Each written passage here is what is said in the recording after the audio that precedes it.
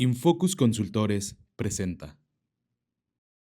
En un mundo saturado de información, redes sociales, inteligencia artificial, medios de comunicación muy poco profesionales que priorizan el negocio sobre el valor de la verdad, hay una pregunta que pocos nos hacemos o que simplemente no nos damos el tiempo de reflexionar. ¿Cómo podemos tomar decisiones informadas sobre nuestra salud? Ya seas empresario, ejecutivo, profesionista, padre de familia o estudiante, esta pregunta es cada vez más relevante. El problema es que el algoritmo de las redes sociales es tan poderoso que en muchos casos puede influir más en nosotros que un médico. Y ahí es donde viene la pregunta clave. De todo lo que vemos allá afuera y de lo que escuchamos de nuestra gente cercana, ¿cómo distinguimos entre lo que es una verdad y lo que es una mentira? Para responder esta pregunta, hoy tuve el gusto de platicar con alguien que ha dedicado muchos años de su vida profesional a defender la ciencia y educar a las personas sobre cómo tomar decisiones informadas. El doctor Giordano Pérez Gagiola. El doctor Giordano es médico pediatra egresado del Tecnológico de Monterrey. Y lo más interesante de él es que paralelo a su consulta de pediatría, es investigador del Sistema Nacional de Investigadores. Cuenta con una maestría en medicina basada en evidencia y es autor de Historias de Terror para Mamás, un libro muy divertido que desmitifica las preguntas más frecuentes sobre salud infantil a las que se enfrentan mamás y papás. Además, el Dr. Giordano da talleres y conferencias sobre pediatría, lectura crítica de artículos científicos y manejo de la información de salud en Internet, tanto para médicos como para el público en general. Pero su trabajo no se limita a la consulta y a la enseñanza. El Dr. Giordano forma parte del Consejo de Cochrane, una organización internacional sin fines de lucro que proporciona información confiable y de alta calidad para ayudar a los profesionistas de la salud y a los pacientes a tomar decisiones basadas en evidencia. En esta conversación, el Dr. Giordano, con su habilidad única para explicar lo complejo de una manera sencilla y su toque sarcástico, nos habla sobre la importancia de la alfabetización en salud, el impacto y la influencia de las redes sociales en la salud de las personas, el creciente movimiento antivacunas, el futuro de la inteligencia artificial en la medicina y, por supuesto, cómo tomar decisiones realmente informadas. Los dejo en esta súper agradable plática con el doctor Giordano Pérez. Este episodio es presentado por Espinosa de los Monteros, Seguros y Fianzas. Con una larga trayectoria, reconocimiento y experiencia, somos tus socios en protección empresarial, contando con alianzas en más de 40 aseguradoras y afianzadoras del mercado. Nos distinguimos por nuestra transparencia y compromiso en cada paso del proceso, siempre fomentando la cultura de prevención y protección. Comprometidos con nuestros clientes, te acompañamos en todas las etapas, desde la identificación, diseño e implementación de un producto o cobertura hasta el proceso de reclamación por siniestro. Descubre por qué gran parte de las mejores empresas del país confían en nosotros. Espinosa de los Monteros, Seguros y Fianzas. De Seguros, responde. Para más información, visita www.seguros.mx. Giordano, pues bienvenido al programa. Gracias por estar aquí, gracias por aceptar la invitación.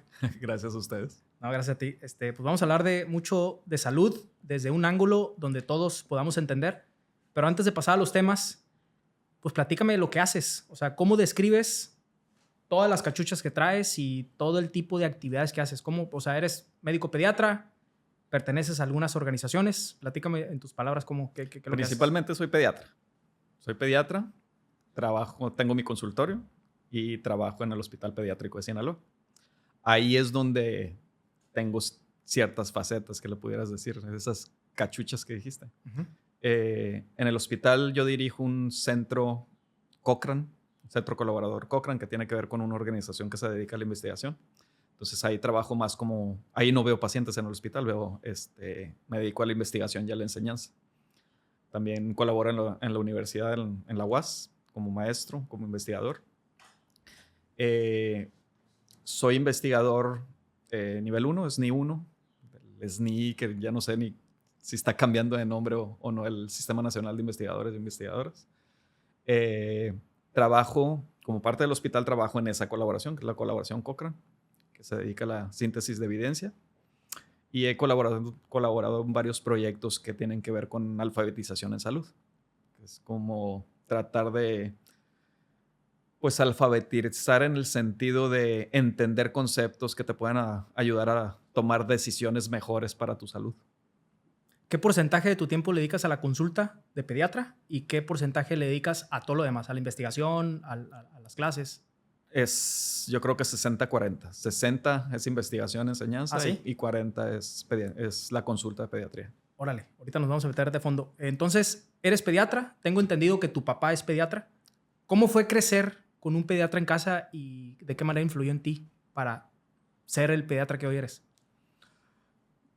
Curiosamente, hace menos de un mes, bueno, hace un mes, mi papá tuvo un homenaje por parte del Colegio de Pediatras, por toda su trayectoria como pediatra. Y ahí mencioné el hecho de crecer con él y mencioné el punto de que él nunca me trató de forzar. ¿Neta? Al contrario, me trató de abrir el panorama como para que explorara otras cosas. Por ejemplo, en la preparatoria, cuando tienes todos estos exámenes de orientación vocacional, a mí me salía arquitectura, me salía diseño gráfico, me salía químico. No me salió medicina en ese momento. Y él me hizo que fuera a platicar con cada una de las personas, o sea, personas, con un arquitecto, con un diseñador, con un químico, para que fuera a platicar pues, que viera qué es lo que hacían, cómo era su trabajo y todo. Entonces, como que nunca me quiso encaminar hacia la medicina realmente. Por supuesto que subconscientemente, el ver toda mi vida por ahí, yo creo que me dirigió a final de cuentas a medicina. De hecho, cuando yo entré en medicina, yo no estaba inclinado a pediatría. Yo decía que iba a ser cirujano. Y ya, pasaron los años en medicina y fue cuando llegué al hospital, ya cuando empiezas a hacer guardias, estando en el hospital, fue cuando me decidí por la pediatría. ¿Y hubo algún caso o algún paciente o algún momento que hayas decidido pediatría durante la carrera? ¿O qué fue lo que te llamó la atención? No, específico no. Fue estar rotando por las diferentes áreas. Todas las áreas, las especialidades médicas, es bien curioso porque hay muchos estereotipos según la especialidad. Y esos estereotipos pues, lo puedes agarrar por el lado humorístico, cómico. Hay muchos que están ganados a pecho, pues. Sí. Obviamente que no puedes generalizar las cosas, pero hay estereotipos que están muy bien ganados. Entonces, al estar rotando en cada una de las áreas, te das cuenta, pues, tanto del ambiente de trabajo de cada una de las áreas o hasta, pues, el tipo de pacientes con el que estás trabajando. Ahí fue cuando ya dije, ¿sabes qué? Toda la parte quirúrgica no. Me fui por la parte médica y en la parte médica directo me fui a pediatría. No me gustó ginecología, no me gustó cirugía. Medicina interna había algunas áreas que me gustaban, pero no, me incliné siempre por pediatría. Tengo un amigo, ya en el hospital. Tengo un amigo que es urólogo y lo he escuchado decir que la pediatría es una especialidad de otro mundo, refiriéndose a que es muy diferente la especialidad de pediatría con las demás especialidades. Pero yo no entiendo dónde está la diferencia. ¿Cuál es la diferencia, no sé, entre estudiar para atender niños o atender adultos? ¿Dónde radican las principales diferencias? No sé a qué se refiere él. No sé si lo ve por el lado de que pues, no puedes platicar con el paciente en la mayoría de los casos, porque cuando más se enferman los niños son en los primeros años, las enfermedades más frecuentes. Y pues ahí estás entrevistando a los papás, a la mamá, al papá. Sí, claro. No sé si por ahí lo está... Y algo que hayas visto tú en la consulta, tú escribiste el libro Historias de terror para papás. Sí, para mamás. Para mamás. Ya llegándonos a ese punto, creo que lo escribiste en 2018, tengo entendido. ¿Por qué escribiste ese libro? Ese libro, a final de cuentas, es una recopilación. Ese libro, yo estuve escribiendo columnas que se publicaban en el Noroeste y a la vez se publicaban en un blog que tenía la Fundación Epistemónicos. ¿Quieres? Ahorita platicamos de ella. Es una fundación chilena, entonces tenía su blog y salían en paralelo tanto en el noroeste como en Epistemónicos esas columnas. Y todas las columnas eran de mitos de salud infantil. O sea, ahí sí, preguntas que me hacían mis pacientes, preguntas que frecuentemente se repetían. Escribía la columna con dos objetivos realmente. Uno era para, pues, de cierta manera, para educar a todo el que quisiera. Y por otro lado, para que yo tuviera un documento ya para decirle, ¿sabes qué? Aquí está la respuesta. Por si me la volvían a preguntar, platicar en el momento y aquí puedes leerlo más. Entonces yo publicaba una columna semanalmente y eran todas ligadas a mitos de salud infantil. Llegó un punto que tenía ya varias y a la par, como era medio activo en redes sociales, o soy un poco activo en redes sociales, empecé a poner de puro ocio esas historias de terror que vienen en el libro. Sí. Eran unas microhistorias de un renglón nomás de, no sé, el niño que se despierta en la noche y te lo encuentras aquí, no sabes ni que está ahí y aquí te está viendo el niño a las 3 de la mañana y te despiertas y te asusta, pues. Entonces los empecé a publicar en Facebook y empecé que, pues, me echaban muchos piropos de que, o sea, se reía la gente y empezaba a interactuar y todo. Entonces ahí se me ocurrió de por qué no recopilar todas las columnas, darles un orden más o menos lógicos y empezar a incrustar entre las columnas esas como que microhistorias de terror. Y así es como nació ese libro. Te comentaba ahorita fuera de cámaras que estaba leyendo tu libro anoche. Llegué a la mitad, poquito más, poquito menos. Y aparecen algunas historias como que comentas y algunas se me hicieron como muy extremas o muy exageradas, pero que pasan. O sea, lo estaba platicando con mi novia y pasan en realidad cosas como el parto debajo del agua, ¿no? El peligro de usar una andadera. ¿Se pueden o no meter al agua después de comer? O sobre si vacunar o no a los hijos y muchas otras, ¿no? De todas las historias, creo que son como, no sé, unas 80 o 100 historias muy cortitas. ¿Cuáles son tus 2 o 3 favoritas? ¿Y por qué? Bueno, esos títulos que estás diciendo son los títulos de las columnas como tal, no de las historias de terror. Las historias vienen en un cuadrito. En un dibujito. En un dibujito. Ah, correcto. Esas son las historias de terror. Correcto, exacto. Esas historias de terror son situaciones que de manera medio cómica te pudiera asustar a ti como papá o mamá. Creo que la primera que viene en el libro viene así narrada chiquita, pero narrada de una forma así muy dramática de la primera vez que le cortas las uñas al bebé. Uh-huh. Pues más de una mamá, más de un papá ha hecho el clic del corta uñas o del alicate y se lleva un pedacito de carne y empieza a sangrar y pues te sientes el peor papá del mundo. Okay. Entonces ese es el tipo de microhistorias de terror que vienen ahí, incrustadas en las columnas que tienen los títulos que dices tú. Sí. Entonces de esas historias de terror pues, son situaciones frecuentes como esa del corta uñas. Vienen, por ejemplo, cuando el niño descubre que puede tirar algo y que si al tirarlo al suelo tú lo recoges y lo vuelve a tirar y creo que le puse el boomerang. O sea, pues, todo lo que tira el niño y tú lo recoges, entonces se devuelve el boomerang de cualquier cosa que está tirando y el niño está encantado porque lo está tirando y tú se lo devuelves. Entonces esas son las microhistorias. Pero también el propósito creo que del libro es pues desmitificar esas historias que nosotros como personas normales y no involucrados en la medicina damos como por hecho. Sí. Por ejemplo, a mí una que me caló o que yo dije, canijo, fue lo de la vitamina C. Que a los niños, los papás de manera natural le dan vitamina C a los niños para que estén bien vitaminados, pero tú dices que solamente se les da vitamina C cuando lo necesitan, porque si no, pues van a orinar caro, como dijiste tú. Eso me dio risa. Muchas de las intervenciones que usamos en salud o de los remedios que usamos a veces tienen un origen científico, pero un origen científico que no es exactamente para lo que estamos usando ahorita.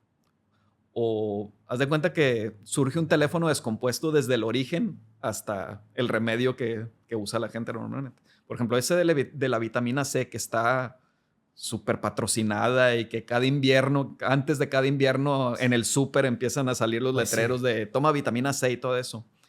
El origen de todo eso es un estudio que se hizo en militares, no sé si en el Ártico o en Antártida, pero en condiciones de un frío muy extremos, con personas con actividades muy extremas. Entonces, a ellos los dividieron en 2 grupos y a la mitad les dieron una dosis de vitamina C muy alta y a la otra mitad no se las dieron.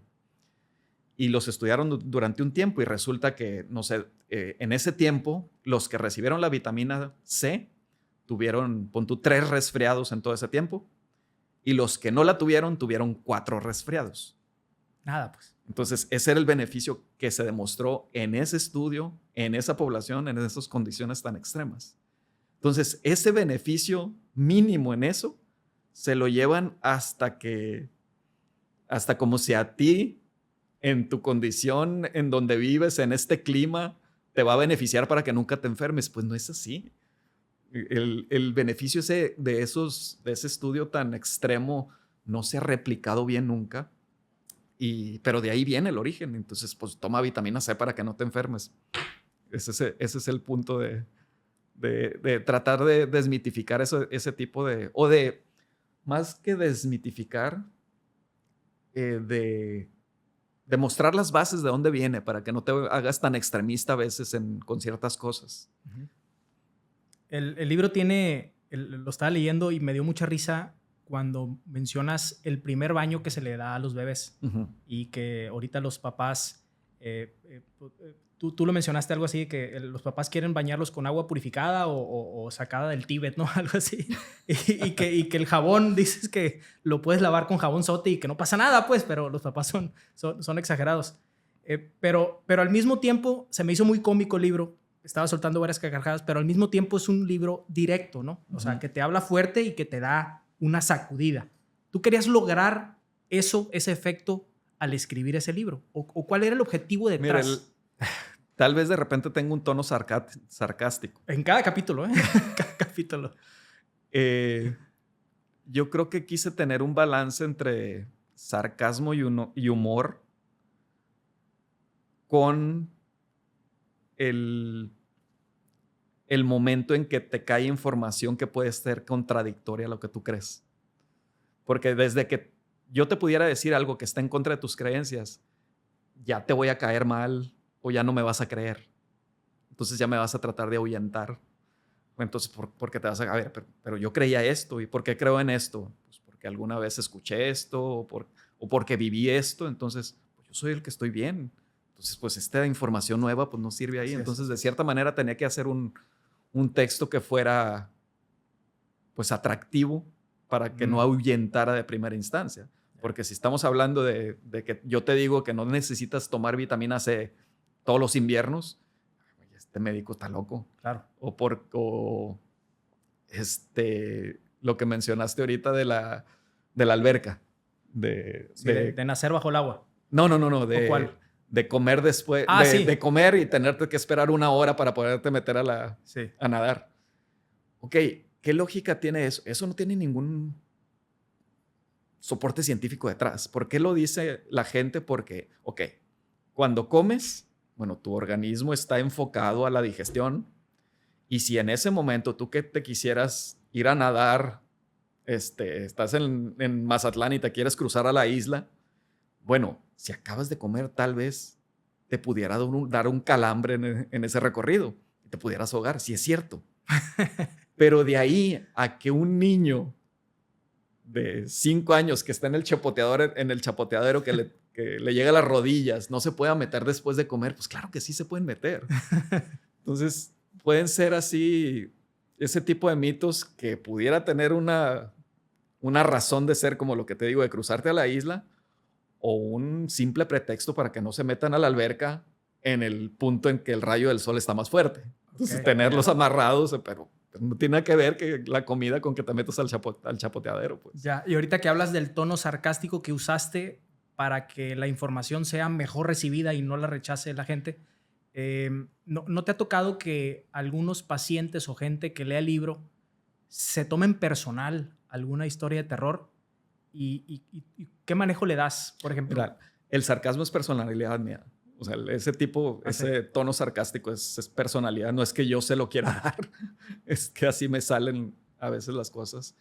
Y definitivamente, pues no nada más el humor sarcástico. Cualquier tipo de humor no es igual recibido por cualquier persona. Entonces, si yo digo las cosas de ciertas maneras, seguramente hay personas que, pues que no les cae bien ese tipo de comentarios. En el consultorio yo trato de no ser tan sarcástico como en el libro. Trato de ser más con un tono más ecuánime, más profesional. Más profesional que en el libro. Así es.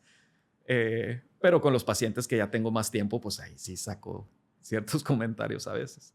Pero definitivamente puede ser que para algunas personas sea incómodo. Y no nada más con los pacientes. El hecho de que si yo me dedico a la evaluación de la evidencia científica, a checar si los tratamientos que estamos dando estén bien avalados, pues va a haber tratamientos que usamos normalmente que de repente nos damos cuenta con esa evaluación que no sirven. Y cuando tú expones eso a colegas que tienen años usando ese medicamento, pues inmediatamente hay un choque y a ver, no, espérame tantito, ¿no? Yo tengo años usándolo. Entonces sí puede haber un choque ahí. Sí, claro. Sí, claro. Tú escribiste el libro 2018. De ese año a ahorita, pues tienes más conocimiento, más experiencia. ¿Hay alguna historia que te gustaría agregar al libro si lo volvieras a escribir? Mira, en este momento no se me viene a la mente. Cuando recién lo publiqué, empecé a hacer una lista como para una secuela. Sí. Una segunda parte. Por ahí la tengo la lista. Ahorita no se me ocurre. Okay. Pero, o sea, cualquier pregunta que sea frecuente y que tenga que ver con un mito se puede meter. Aplica. De hecho, tengo otra idea ahí por ahí que, a ver, estamos madurando. Me ibas a platicar del blog de los epistémicos, algo así. Epistemónicos. Perdón, epistemónicos, así es. Epistemónicos es una fundación que nació en Chile. Ya es un proyecto que se hizo internacional. Epistemónicos significa en griego lo que vale la pena saber. Y cuentan los fundadores que de cierta manera le pusieron el epistemónicos en griego también para, pues, no en tono de burla, pero sí como de reto, de ponerle un nombre difícil para los anglosajones, para los que hablan solo inglés. ¿Por qué en ese sentido? Porque está muy centralizado en los países de altos ingresos y sobre todo los que hablan inglés, todo lo que tiene que ver con evidencia científica. Entonces, como para hacerlos batallar un poquito con un proyecto que valiera la pena, pero que batallaran diciendo el nombre, ellos le pusieron epistemónicos, porque para los anglosajones es muy difícil decir la palabra epistemónicos. Entonces, eso significa. Epistemónicos es una fundación que se dedica a la evaluación de la evidencia, a realizar, más bien, ellos tienen una base de datos donde ahí juntan las revisiones sistemáticas que se están publicando en diferentes revistas o en diferentes plataformas. Entonces, esa base de datos es la base de datos más grande que contiene más revisiones sistemáticas en todo el mundo. Ellos hicieron una plataforma, de hecho, durante COVID, que se llamaba Love, de amor, que era Living Overview of the Evidence, específica para COVID. Era una revisión viva. ¿Qué hicieron ahí? Todos los estudios que se empezaron a publicar sobre COVID, desde diagnóstico, pronóstico, tratamiento y todo lo que te puedas imaginar, los fueron ordenando y catalogando ahí de tal manera que si tú querías hacer una revisión sobre un tema muy específico, te podías meter ahí, ir seleccionando la población, el tratamiento, el seguimiento que le quisieras dar, y así vas encontrando todos los estudios específicos de eso ahí catalogados y ya no me los extraías y ya podías hacer tu síntesis. Entonces, con ellos estuve trabajando alrededor de dos o 3 años, escribiéndole una columna que le pusieron Casamitos, de hecho. Ah, ok. Todos los viernes salía el Casamitos Y son esas columnas que vienen en el libro, entre otras. O sea, ¿participaste en esa fundación antes de escribir el libro? Sí. Ah, ok. Bien. Oye, Giordano, la relación que tú tienes con médico-paciente, que en este caso son los niños, pues es una relación no tanta, ¿no? Ahorita lo mencionabas que la relación la tienes más con los papás. Que hoy en día, o sea, ahorita en pleno 2025, ¿qué es lo más difícil de tratar con los papás de tus pacientitos? No sé si hay diferencia. La única diferencia que puede ser son las redes sociales. ¿Por qué? Por la magnificación de ciertos mitos y ciertas ideas, mensajes o simplemente información falsa que llega. Entonces, a veces esa información pues perjudica a cualquiera. Desde una persona que puede tener una enfermedad que es completamente curable y que retrasa su tratamiento porque vio en alguna red social que ese tratamiento no lo deberías de usar por X o Y, hasta evitar intervenciones preventivas como las vacunas, de no quererse vacunar porque escucharon o porque leyeron en redes sociales tal o cual cosa. ¿Tú crees que ahorita las redes sociales, a cómo está el algoritmo, afectan profesiones o investigaciones como las que tú haces? Afectaban más. Yo creo que ha mejorado el algoritmo, o al menos han hecho un esfuerzo un poquito más consciente de filtrar alguna de la información. Yo me metí en ese tema precisamente por el tema de la vacunación. Esa relación entre las vacunas y las redes sociales. Porque hace ya varios años, cuando el algoritmo te permitía hacer búsquedas de ciertos temas médicos, si tú buscabas vacunas en Facebook, por ejemplo, te salían un montón de resultados, pero de los primeros resultados que te salían eran puros grupos antivacunas, que lo único que hacían era publicar información en contra de la vacunación. Si tú te metías a uno de esos y le dabas like, te daban sugerencias. Claro. Y esas sugerencias eran de otros grupos iguales. Y le dabas likes al siguiente y así se te hacía un círculo vicioso.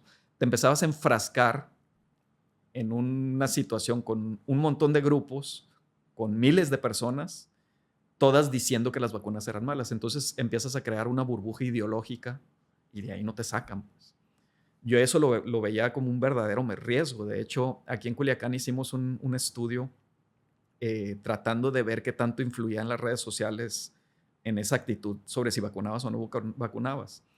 Y colaboramos con la Secretaría de Educación Pública y encuestamos en 10 jardines de niños públicos y 10 jardines de niños privados a papás y mamás. Y les hacíamos preguntas sobre si vacunaban a sus hijos, si no tenían retrasadas las vacunas, si se les retrasaron, por qué las retrasaron, o si de plano, pues, si no querían vacunar. Y dentro del cuestionario también estaban las preguntas sobre las redes sociales, sobre si hacían búsquedas en redes sociales. Y estuvo interesante la relación que encontramos, la asociación que encontramos en que los papás que hacían búsquedas en redes sociales, sobre todo en Facebook, en ese momento, en ese entonces, tendían a rechazar más la vacunación. Entonces ahí te das cuenta que había un verdadero impacto de la vacunación. Todo esto empezó a cambiar cuando Mark Zuckerberg tuvo a su hija, creo que tuvo su bebé. Cuando le tocaron las vacunas a la niña, puso una foto de que estaba vacunando a su hija en Facebook, creo que es niña.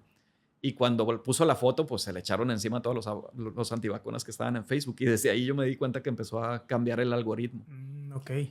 Ahorita, de hecho, ya no está tan fácil encontrar directamente esos grupos antivacunas, pero siguen existiendo en las redes sociales. De hecho, tienen una infraestructura muy bien organizada. Órale. Aunque es una minoría que tiene mucha voz.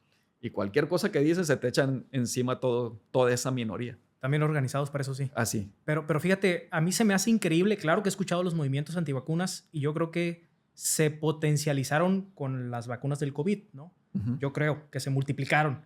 Pero a mí se me hace increíble que en pleno 2025 sigan existiendo y sigan creciendo esos movimientos de antivacunas. En la investigación que tú has hecho o a las reflexiones que has llegado, a las conclusiones, ¿de dónde viene esa cultura de estar en contra de las vacunas? Cuando hay evidencia por todos lados, pues que son buenas, pues. Aquí sí nos podemos echar 3 horas. Así resumidito. Partners, reclutamiento empresarial. Encontramos la pieza perfecta. Hazlo simple. Mira, lo que pasa es que hay varios tipos de razones. No es una razón específica. Las razones vienen desde experiencias malas que tú puedes tener, porque las vacunas, a final de cuentas, pueden tener algún efecto secundario. Entonces, por ejemplo, si una vacuna puede llegar a causar fiebre y ese niño tiene una predisposición para convulsionar cuando le da fiebre, pues un niño puede convulsionar después de una vacuna. Y tienes una experiencia mala con eso, la puedes platicar a una persona, platicar a la comadre, al amigo, Claro. y así se empieza a sembrar ese miedo. Ahora, esas son cuestiones comunes y cuestiones reales, o sea, que le tienes miedo a que te vaya a convulsionar el niño, o cuestiones tan sencillas como, no quiero que me pongas una aguja. Eso a veces se minimiza, pero hay gente que no hace que se vacune porque no quiere la inyección nada más. Pero por otro lado, hay varias cosas que han pasado que han hecho que se haya sembrado cierto miedo. Una de las más famosas es la que sembró el miedo de que las vacunas causaban el autismo. Hay un grupo muy fuerte de personas, muy grande de personas que no vacunan a los niños para que no les dé autismo. Es una afirmación que está completamente incorrecta, que ya se estudió con miles y miles de niños, que no existe, pero que desgraciadamente inició por un fraude de un médico. Resulta que por allá en el 98 hubo un médico, un gastroenterólogo, que publicó un estudio en el que describía que 12 niños que él vio en su consulta, en su hospital, había notado que después de ponerles la vacuna del año, la triple viral, ellos habían perdido habilidades del desarrollo. Y así lo publicó y se hizo un escándalo cuando se publicó. Obviamente las que pusieron los pelos de punta fueron las farmacéuticas, porque imagínate, iban a perder dinero, entonces empezaron a hacer estudios para ver si eso era cierto. Ningún estudio lo comprobó.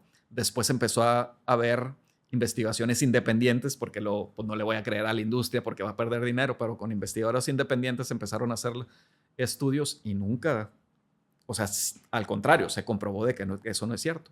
Para no hacerte el cuento largo, este hombre tenía ciertas demandas y cierto apoyo de unas firmas de abogados para demandar a casas farmacéuticas, y ahorita se sabe que le pagaron no sé cuánto, más de $1 millón, no de dólares, no de euros, de libras esterlinas a este hombre. Este hombre cayó en juicio en Inglaterra, porque en un médico de allá en Inglaterra cayó en juicio, le quitaron su licencia, se cruzó el charco y se refugió en Estados Unidos, y ahí está refugiado.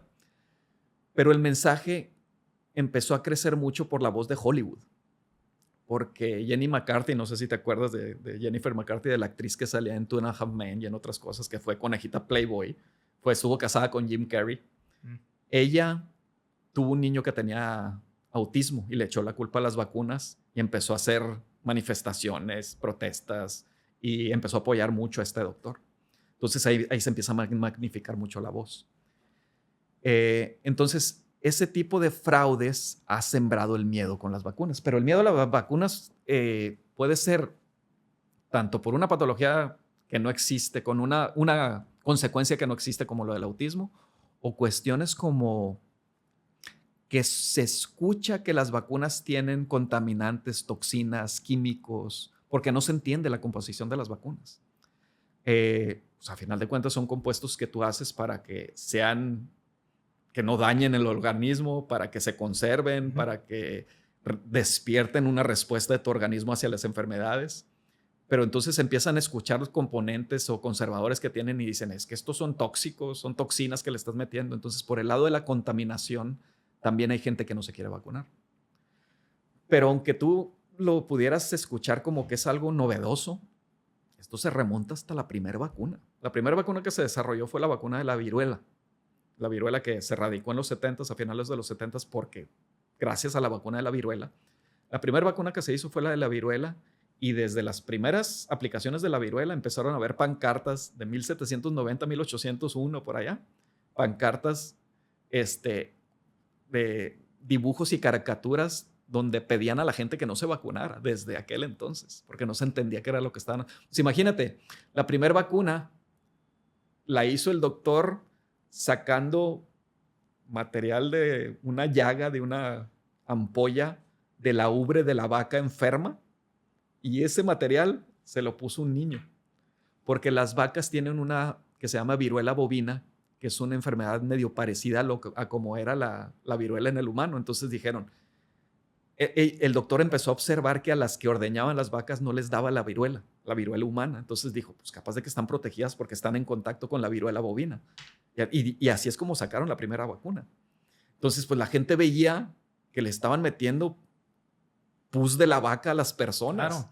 Pues empezaban a... Y hay una caricatura que está el doctor Jenner vacunando a alguien así, y con un montón de fila para que los que les iban a vacunar o los que ya vacunaron, ya todos les están saliendo vacas por todos lados del cuerpo. Entonces, te estoy hablando de 1800. Sí, claro. Entonces, desde el primer momento de la primera vacuna ha habido esa resistencia y esa resistencia o ese rechazo es por lo general por falta de información. Totalmente. Por ejemplo, ahorita que mencionabas a Hollywood y a la esposa de Jim Carrey y al mismo Jim Carrey, me acuerdo, pues tú eres tenista, lo platicamos fuera de cámaras. Novak Djokovic. Ya sé por dónde vas. Novak Djokovic, 2021, torneo de Australia, no lo dejaron entrar al país porque no estaba vacunado contra el COVID.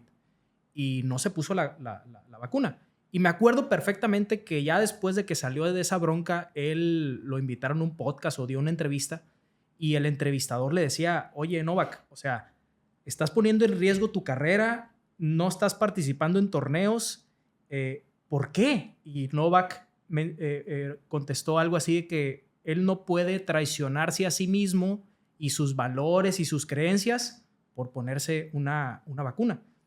Y pues es el mejor, para bien o para mal, es el mejor tenista de la historia. Me gusta mucho el tenis. Mi favorito es Rafa Nadal, pero pues obviamente admiro a Novak. Y me hizo dudar. O sea, yo lo vi a él y con su seguridad como si estuviera jugando un punto para partido en Wimbledon, y te hace dudar. Obviamente no me convenció, pero te hace dudar. Hay mucha responsabilidad, ¿no? De las figuras públicas, doctores, artistas, de este tema que estamos hablando. Definitivamente. Y, o sea, tú porque te gusta el tenis, pero si te vas al fútbol americano, ahí está Aaron Rodgers también, que es uno de los mejores quarterbacks que ha habido, que tampoco se vacunó. Es antivacunas también. Sí. No sabía. No sé si te acuerdas, pero en la NFL, la temporada que fue después de que ya empezó la vacunación, los jugadores les pusieron reglas a los que estaban vacunados diferentes a los que no estaban vacunados. Sí. Y Aaron Rodgers dijo al inicio de la temporada, le preguntaron, oye, ¿ya te vacunaste? Y dijo, yo ya estoy inmunizado. Entonces los reporteros lo tomaron como que ya se había vacunado. Ya a media temporada se enfermó, le dio COVID. Y le volvieron a preguntar, oye, ¿te vacunaste? No me vacuné. Pero tú dijiste que te habías vacunado. No, yo estaba inmunizado porque tomé no sé cuánta cosa y por eso estaba inmunizado. Entonces, pero esa es la voz de esos famosos. Y si te vas a deportistas, artistas, tengo una lista de un montón de artistas que han declarado cosas o a favor o en contra de las vacunas. Y a veces les pongo ese ejercicio a mis estudiantes de que, a ver, todos estos artistas ustedes los conocen. ¿Quién creen que está en contra y quién creen que está a favor de la vacunación? Está padre. Y se pone bien el ejercicio porque hay mucha gente. Entonces, tienen muchos seguidores y como a ti te hizo ruido lo de Novak y claro, de si me vacuno o no, pues imagínate el impacto que pudiera llegar a tener. Sí, claro. Y el problema es que, pues no nada más la farándula, a veces puede haber autoridades. Claro. Pues no nos vamos a meter en política, pero autoridades de gobiernos, de personalidades públicas que pudieran tener esas ideas también, sí, que pueden llegar con esas influencias también. Sí. Tú traes un concepto, y aquí me quiero meter a la alfabetización de salud. Tú tienes una TED Talk que así se llama, alfabetización en salud. ¿Qué es, en efectos prácticos, cómo la defines? ¿Qué es y por qué comunicas tanto este tema? Eso significa que las personas tengan habilidades para buscar, encontrar y entender información en salud para tomar decisiones. ¿Te refieres a personas que no son profesionales de la salud? Sí, personas que no son profesionales de la salud, el público en general, pacientes. ¿Cómo logras eso? Educando. ¿Cómo?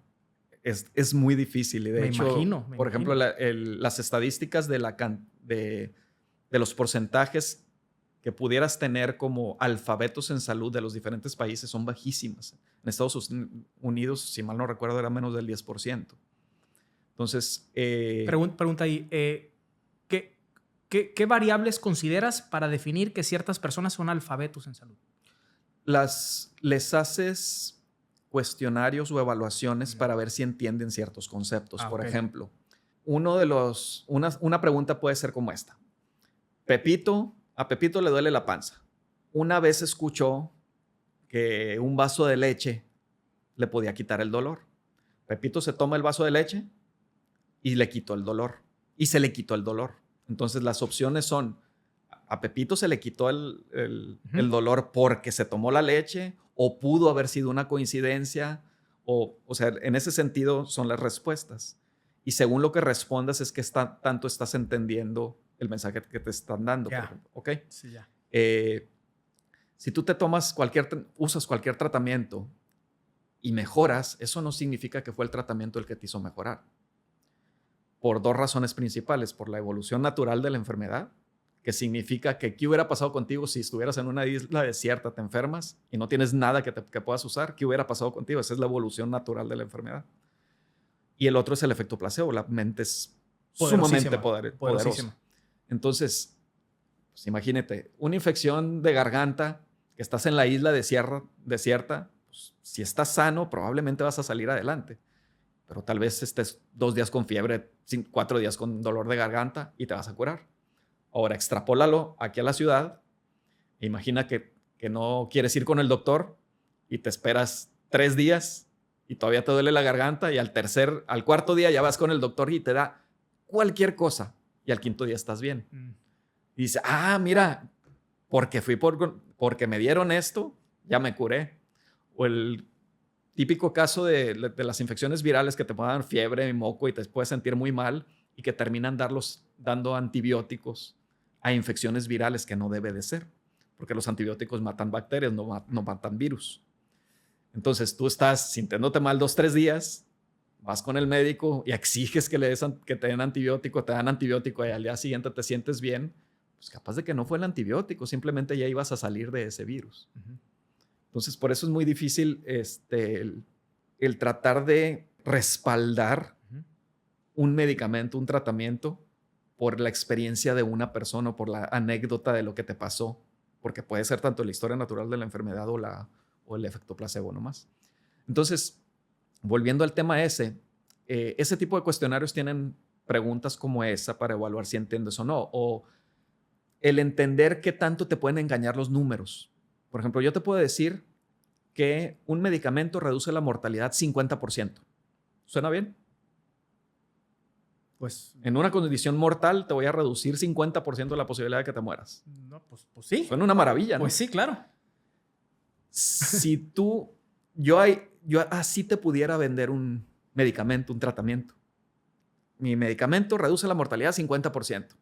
Oye, pues qué maravilla, así me lo voy a tomar. Cuando tú te vas al estudio que demuestra eso, resulta que a 1,000 personas les dieron el tratamiento 3 veces al día por 5 años. A 1,000 personas no les dieron nada. En el grupo de 1,000 personas que sí tomó el tratamiento, después de esos 5 años se murió una persona. En el otro grupo se murieron 2 personas. Eso quiere decir que 998 les fue bien y 999 les fue bien. Pero tenemos 2 de un lado y 1 del otro. ¿Reduje la mortalidad 50%, sí o no? Sí, totalmente. Pero es la realidad de eso. Pues la realidad es una diferencia de 0.01%. Así es. Pero te estoy vendiendo como que es el 50%. Entonces, ese tipo de preguntas es las que te hacen en esos estudios, también en esas evaluaciones, para ver si entiendes qué tanto te pueden estar matizando los números o qué tanto significa, o sea, qué significa un riesgo para ti en un contexto de una enfermedad, por qué tomarías la decisión tomando en cuenta un estudio o tomando en cuenta una anécdota, un testimonio. O sea, ese es el tipo de preguntas que se hacen para estimar, para evaluar la alfabetización en salud. Y todo este tiempo que tú has estado involucrado en esto, ¿cuáles son los retos principales con los que te has topado? El reto en realidad es que no existe un programa de alfabetización en salud. ¿No hay? El proyecto Informed Health Choices, Decisiones Informadas en Salud, es un proyecto que nació en Uganda. Un médico que es de Noruega estuvo trabajando mucho tiempo con unos médicos de ahí de Uganda y hicieron un proyecto que ojalá y se pudiera permear por todo el mundo. Que ya hemos hecho ciertos esfuerzos, ahorita te platico, pero lo que hicieron ellos fue primero extraer todos los conceptos que son claves que las personas deberían de entender, como para que si te dicen que un tratamiento es bueno o no, ver si le creas o no le creas, para cómo evaluar esa afirmación sobre un tratamiento de la salud. Entonces, si te dicen que la leche te cura el dolor de panza, a ver, ¿por qué dices eso?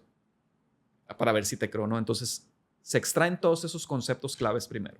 Después de eso, arman un cuestionario para evaluar si las personas entienden esos conceptos.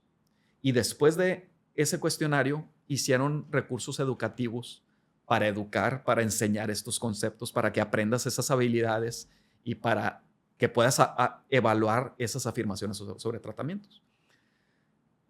El estudio original está increíble porque lo hicieron en una población que no habla inglés como lengua, como idioma primario. Lo hicieron en niños a partir de los 10 años y a ellos les enseñaron estos conceptos.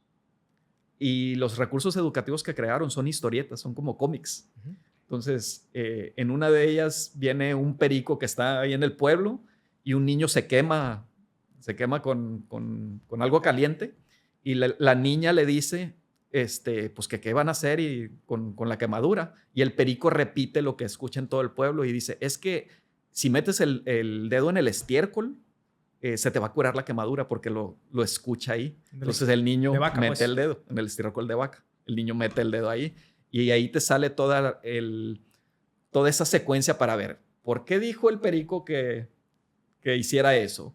¿Por qué le creyó el niño? Si mejor el niño fue por o sea, te llevan en un caminito así para que vayas entendiendo esos conceptos. Y los niños desde los 10 años lo aprenden. Un año después, inclusive les volvieron a hacer un examen para ver si habían entendido bien o se les había olvidado. Y los niños aprenden. O sea, los niños aprendieron bien esos conceptos. Entonces, tú te imaginas, esas son cosas que se pudieran implementar en la escuela primaria. Como parte, no sé, del curso de biología, de ciencias naturales. Debería de haber un curso para... Ahorita no se hace.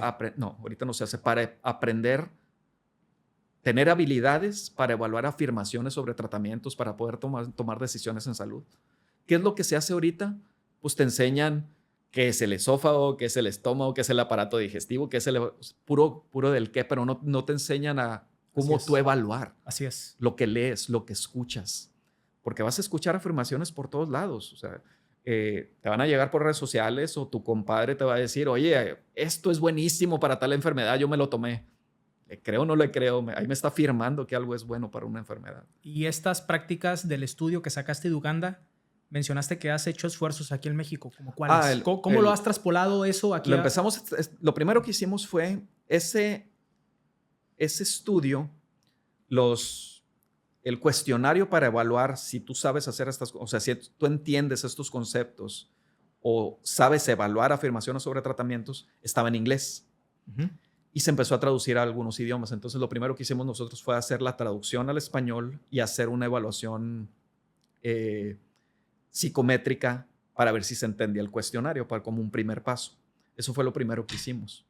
Eso lo hicimos aquí en México. De hecho, lo hice aquí en Culiacán con apoyo de los de Noruega. Eso se publicó y luego con equipo de los de España, ellos han continuado el desarrollo. Como parte del desarrollo, aparte de mi cuestionario, evaluaron algunas otras preguntas para el español más castellano, más español. Y ellos tradujeron también los recursos educativos al español. Entonces tienen las historietas, las tienen en español y lo empezaron a implementar allá en un par de escuelas en Barcelona. Entonces así han querido implementar esos programas en los niveles educativos. Cosa curiosa también, en Uganda hicieron a la par del de los niños, hicieron algo para adultos también, pero a manera de podcasts. Y los adultos, al terminar ese programa con los podcasts, aprendieron más o menos al nivel de los niños, pero un año después la calificación de los adultos es peor que la de los niños. Ahí te das cuenta cómo el impacto es mucho mayor cuando lo inicias en edades tempranas, porque al adulto se te olvida y ya no es tan fácil aprender cosas ya más grande, como dicen lo de la maroma nueva. Chango viejo no aprende maroma nueva. Sí, órale. Oye, ahorita que platicamos de las redes sociales, pues ahorita todos tenemos una tecnología que está de moda en nuestro celular que se llama ChatGPT. Uh-huh.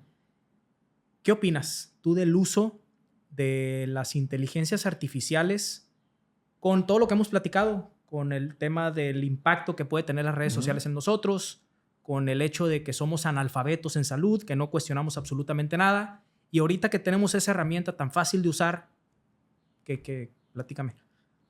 Yo creo que va a ser como todas las tecnologías nuevas, en el sentido de que si las sabes usar, nos va a ayudar muchísimo. De hecho, la inteligencia artificial en el mundo médico pues está teniendo un montón de vertientes de por dónde se está usando. En sí, como apoyo a la toma de decisiones en salud, se está incorporando el ChatGPT o estos programas de inteligencia artificial dentro de los expedientes clínicos o dentro del quehacer diario de los médicos. Entonces tú puedes estar ahí y nutrir de los datos del paciente y te da posibilidades diagnósticas. Y que quieras o no, pues nuestra memoria pudiera ser limitada y a veces no te acuerdas de una enfermedad que leíste hace 20 años. Claro. Y de ahí, cierto, está también cuando ves la lista en tiempo real. Entonces, de que puede ayudar, puede ayudar. Ahora, pues todo esto ha tenido un crecimiento increíble y estos robots se tienen que nutrir de información que valga la pena. Así es. Entonces, hay ChatGPTs en el mundo médico. Por ejemplo, hay uno que se llama Open Evidence, que se está usando como evidencia abierta, que está buenísimo. Yo lo he estado usando últimamente, pero ya está con una información muy filtrada hacia el mundo médico. Ya, ok.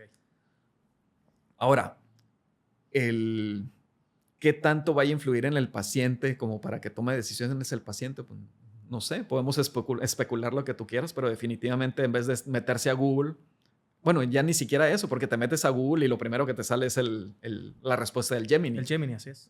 Entonces ya está incorporado Google también su ChatGPT de ellos. Sí, claro. Entonces, quieras o no, va a estar influyendo. Hasta ahorita, por ejemplo, el tema de los mitos. La información que yo he buscado, sobre todo cierta información controversial que le he buscado, las respuestas tanto de Gemini como de ChatGPT, en los pocos temas que yo he buscado, han sido correctas.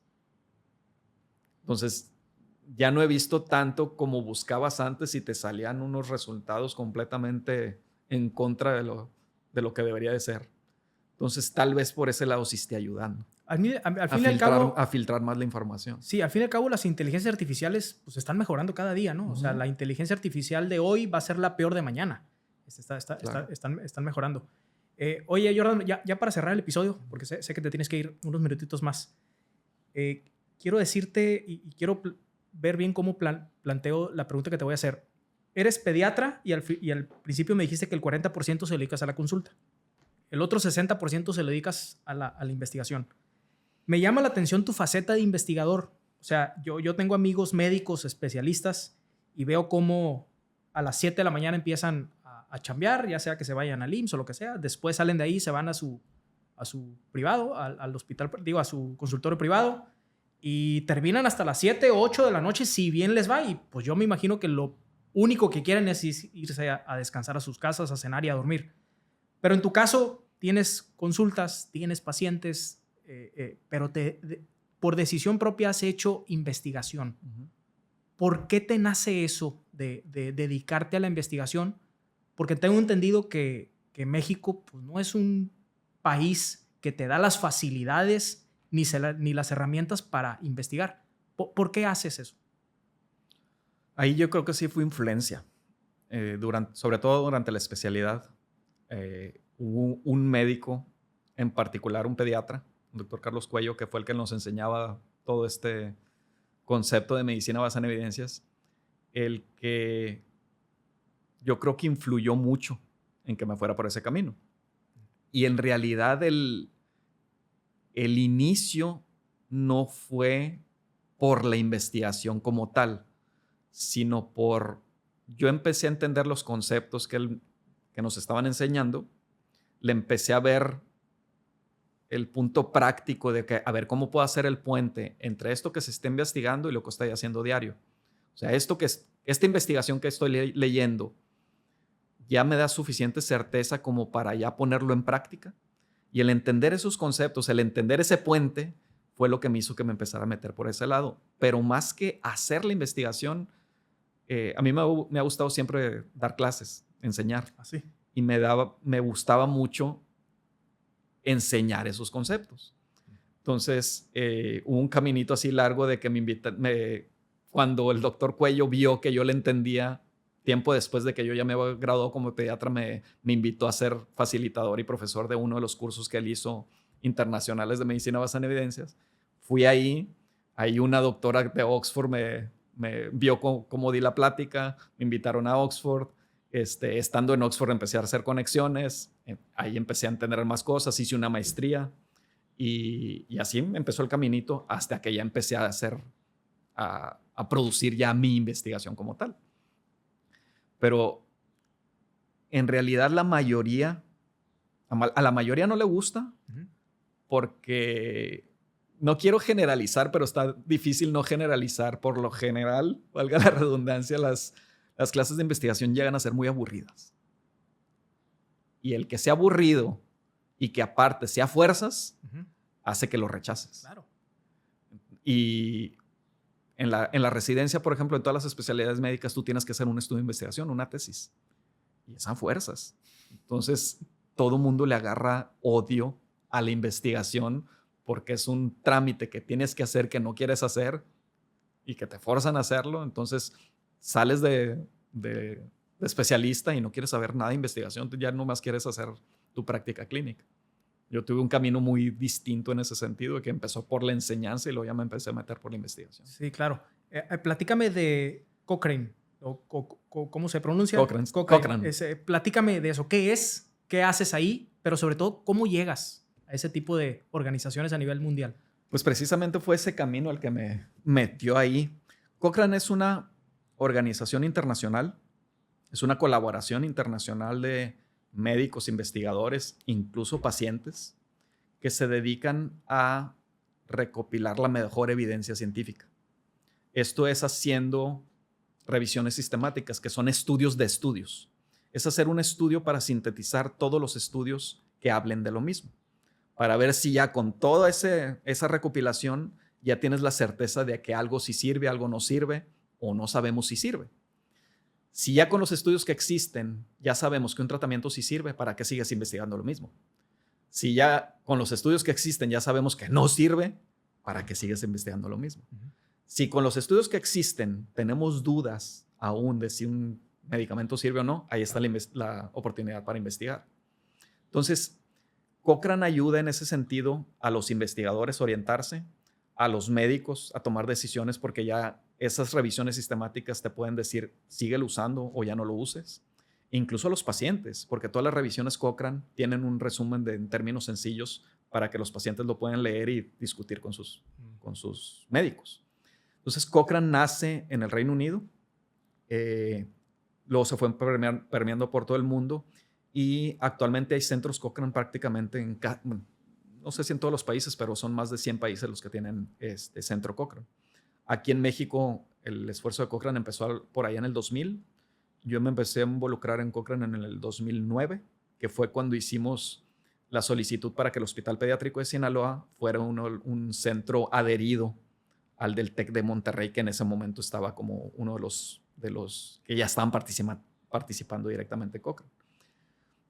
Con el paso del tiempo, que me empiezo a involucrar más, empiezo a participar más en la colaboración, me empiezo a publicar revisiones sistemáticas y hacer contactos, empezamos a obtener más obligaciones, más responsabilidad, y empezamos a subir de nivel de cómo puede ser primero un centro, un afiliado o un centro asociado, un centro nacional. Y actualmente yo soy el subdirector de la red iberoamericana, Cochrane, y pertenezco también al board, a la junta de gobierno a nivel mundial. Eso empezó en octubre del año pasado, o sea, tengo menos de un año que entré en la junta de gobierno. ¿Al board? Al board. Ok. Sí, tengo menos de un año ahí. E igual como subdirector de la red iberoamericana tengo un año pasadito. ¿Y lo que está en el pediátrico qué es? ¿Cómo se le llama? Centro asociado. Centro asociado. Cada una de las categorías tiene ciertas responsabilidades de qué tanto tienes que estar produciendo, capacitando, diseminando. Entonces, según esos niveles es la categoría que te dan. México es un centro nacional conformado por 5 centros asociados. Los 5 centros asociados son la Fundación Clínica Médica Sur, el Hospital Infantil de México Federico Gómez, el Instituto Nacional de Salud Pública, la Universidad de Guadalajara y nosotros en el Hospital Pediátrico de Sinaloa. Somos los únicos 5. Y de hecho la sede actual es el Hospital Pediátrico de Sinaloa. Sí, claro. Entonces eso es lo que yo hago en el hospital. Entonces el Cochrane es una organización también muy inclusiva que trata de que los pacientes se involucren en la investigación. A veces en investigación en salud se buscan cosas que tal vez para los pacientes no sea prioridad. Por ejemplo. No sea tan importante como los pacientes quisieran. Un ejemplo. Durante mucho tiempo se estuvo investigando sobre tratamientos para la artritis reumatoide, enfermedades de las articulaciones. Sí. Y en lo que más se enfocaban los estudios era en el dolor y en la deformidad. Porque los médicos y los investigadores pensaban que eso era lo más importante. Ah, ya te caché. Hasta que le preguntaron a un paciente qué es lo que más te molesta de la enfermedad, y los pacientes empezaron a decir que era la fatiga, el cansancio. Ah, ok. Que no soportaban estar cansados siempre. Ya. Hasta ese momento se empezó a investigar qué te mejoraba el cansancio y la fatiga en eso. Ok, ya. Entonces, por eso se trata de que los pacientes se involucren también en la investigación. Y Cochrane tiene un grupo de pacientes, un grupo para el público en general, para que se involucre, y tiene plataformas para que participen. ¿Cómo relacionas entonces tu especialidad de pediatría con Cochrane? ¿O no hay relación? No, claro que hay relación. Bueno, específicamente las revisiones que yo he hecho son temas pediátricos. Son temas pediátricos, sí. Ok, ya. Sí, me han invitado a una que otra revisión de temas que no son pediátricos y sí he participado, pero como secundario como tal.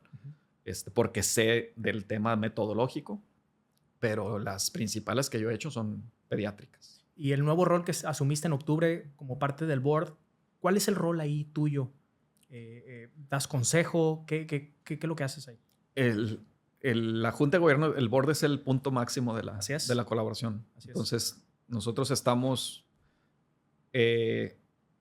supervisando todo lo que se está haciendo en todos los sentidos, desde la parte editorial, la parte operativa, okay. Lo que hace el gerente general, el CEO, el editor en jefe, y es nuestra responsabilidad asegurar que la colaboración esté cumpliendo su función, que es mejorar la salud. Entonces, desde ahí, desde ese punto de vista, nosotros estamos viendo que todo lo que se está haciendo abajo, que estamos hablando de miles de personas, estén por el mismo camino. Porque algo que se cuida también es que todo esto, de nada te sirve tú hacer estas investigaciones y que no se usen, por ejemplo. Qué bonito está, pues claro, y qué interesante, sí, claro. Y que no se use. Entonces, ¿cómo nos estamos asegurando que esto está teniendo un impacto? Las organizaciones de salud de los países, las academias de medicina, ¿están usando las revisiones Cochrane? La Organización Mundial de la Salud, cuando hace sus protocolos de manejo, ¿se fija en las revisiones Cochrane? Entonces, por ejemplo, la Organización Mundial de la Salud y Cochrane tienen relaciones oficiales desde el 2011. Entonces, los protocolos de las guías de práctica clínica de la OMS, de la Organización Mundial de la Salud, más del 70% tienen en su bibliografía revisiones Cochrane. Más del 70%. Entonces, nosotros en el board, eso es lo que tratamos de asegurar Claro. que el camino sea el correcto. Y también algo que hace diferente la colaboración de Cochrane a otras sociedades académicas es que no se permiten conflictos de intereses. Entonces yo no puedo estar patrocinado por ninguna casa farmacéutica, ninguna casa de leche. Yo no puedo aceptar una invitación para que me lleven a cenar tal compañía farmacéutica. Ok, órale. Los congresos, hay un congreso mundial todos los años, que son congresos de 1,000 personas, y es completamente distinto a cualquier congreso médico porque tú vas y no ves ni siquiera una pluma patrocinada por la industria farmacéutica. Órale. Y ahí te das, ¿por qué se cuida eso? Pues para tener información fidedigna, Sí, que claro. valga la pena, que no tenga no, influencia comercial, sí, de negocio. conflictos pues. de intereses ahí importantes. Órale. Y eso es algo que se ha cuidado mucho. No, muy bien. Muy bien, Jordan, te felicito. Pues quiero ser muy respetuoso con tu tiempo. Aquí terminamos el episodio. Algo que quieras agregar. Algo que quieras agregar. Muy padre tu plática. No, muchas gracias por la invitación. O sea, podíamos haber platicado muchísimo tanto de Cochrane como del claro. el tema de las vacunas y de las redes Sí, sociales, pero perdón. Sí, no, bien, te agradezco. Soy tu fan. La neta, soy tu fan. Vamos a seguir en contacto. Déjame regreso a jugar un poquito de tenis y ahí te voy a pedir la reta para darte batalla. Y si alguien quiere contactarte, ¿estás presente en redes sociales? ¿Cómo te puede encontrar la gente? Completamente. Yo creo que el handle, ¿cómo le dices? Mi nombre en redes sociales es Giordano PG de Pérez Gagiola. Okay. Con G de gato, Giordano PG de Pérez Gagiola. Pero si buscan mi nombre, Giordano Pérez Gagiola, yo voy a aparecer. Sí aparezco en todas las búsquedas. Muy bien. Perfecto. Y nos vemos en el siguiente episodio. Muchas gracias. Nos vemos. Pues hasta aquí llegamos con este episodio de Ganar Podcast. Si te llevaste algo de valor, por favor compártelo con alguien para que también pueda aprovecharlo. Y si todavía no te suscribes al canal de YouTube o en Spotify, pues dale seguir para que no te pierdas lo que viene. Te recomiendo también que te suscribas al newsletter de Infocus para que todas las semanas te lleves un pedacito de valor. Muchas gracias por escucharme y muchas gracias por aprender conmigo. Nos vemos en el siguiente episodio.